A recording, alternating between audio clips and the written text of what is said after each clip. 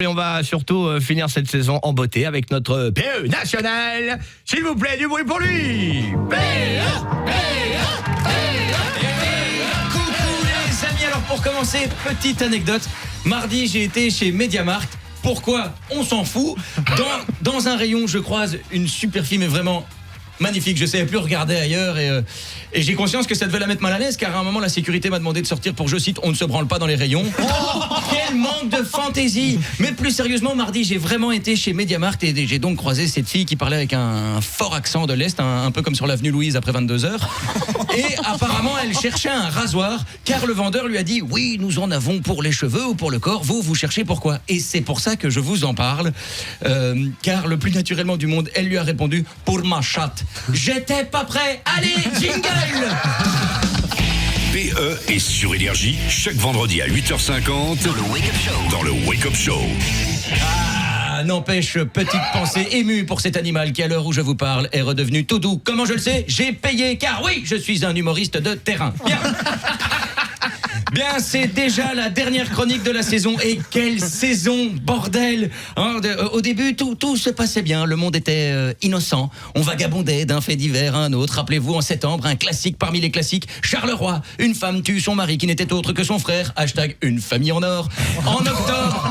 En octobre, Liège, il pense souffler dans un alcotest alors qu'en fait, il suçait son coloc. Mais oui, un peu de convivialité dans ce monde de brutes. Ça ne fait de mal à personne. Après se faire sucer à son insu, c'est les risques quand on cohabite avec Stéphane Moreau. Mais oui, pour la dernière, je n'allais pas l'oublier. Ou encore en novembre, Vita et Slimane déclarent à propos de leur album commun: on ne voulait pas faire ce disque, mais sachez que nous non plus. C'était la belle époque, le monde d'avant, le monde sans coronavirus. Mais finalement, il s'est passé ce qui s'est passé. Je ne vais pas revenir sur tous les détails. Mais clairement, 2020, je ne l'avais pas imaginé comme ça. Moi j'avais commencé l'année sur des bonnes bases, avec de la coke, du whisky et des dafalgans. Je plaisante, il n'y avait pas de dafalgans. Je répétais à tous mes potes: cette année, c'est mon année, je vais tout niquer. Tu parles, j'ai rien niqué du tout. Je me suis fait niquer comme beaucoup d'artistes finalement. Avec tout ce qui s'est passé, je me disais, on va nous aider. Alors oui, il y a des aides, mais il y a surtout énormément de foutage de gueule. Par exemple, le gouvernement de la Fédération Wallonie-Bruxelles a prélevé 10 millions d'euros sur son fonds d'urgence pour rénover les toilettes dans les écoles. Et ce sont les mêmes qui ont accordé 8 millions d'euros à l'urgence culturelle. Bah oui, la culture passe après les toilettes. En Fédération Wallonie-Bruxelles, c'est pas qu'ils nous prennent pour des merdes, c'est qu'ils ont déjà tiré la chasse. Alors mercredi, il y avait la dernière conférence du Conseil national de sécurité. Cette fois-ci, je n'ai même pas regardé. Je ne cherche même plus à comprendre. À chaque fois, j'ai l'impression qu'on se fout de notre gueule. En Belgique, on peut retourner dans les bordels depuis le 8 juin, mais on ne pourra retourner dans les théâtres qu'à partir du 1er juillet. En fait, nos politiciens, dans le mot culture, la seule chose qui les intéresse, ce sont les 3 premières lettres.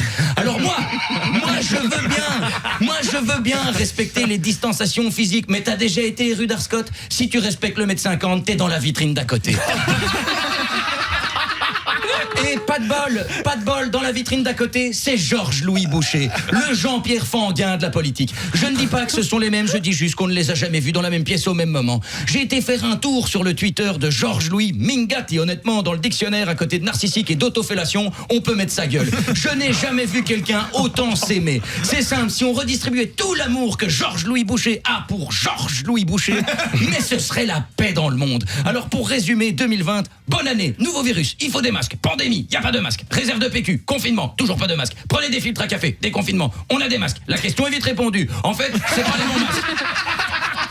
En fait, c'est pas les bons masques. Tu hors de ma vue. Honnêtement, si on passait directement à 2021, parce que là, 2020, ça fait que 6 mois et on n'est pas au bout de nos surprises. En Allemagne, un ex-volcan serait en train de se réveiller. Il y a eu un séisme au Mexique, ensuite une alerte au tsunami, puis il y a aussi un volcan qui essaye de se réveiller en Islande. En fait, c'est la nature qui se réveille, contrairement à nos politiciens qui, eux, dorment toujours. Politiciens qui dorment, mais qui partagent un petit point commun avec les volcans, c'est celui de bien nous enfumer. Parce que moi, s'il y a bien un truc que j'ai compris pendant le confinement, c'est qu'en Belgique, c'était plus simple de devenir ministre de la Santé que d'obtenir son statut d'artiste. Alors, comme dirait Lucien, l'ancien combattant du bout de ma rue qui a vécu les 2 guerres mondiales, les 6 gouvernements Martens et la naissance d'Ayana Kamura, donc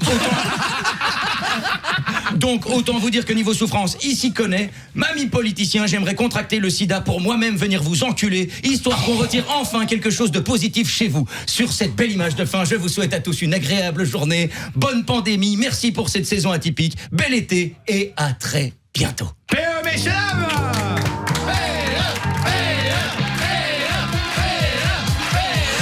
Le Wake Up Show. Le Wake Up Show sur Énergie.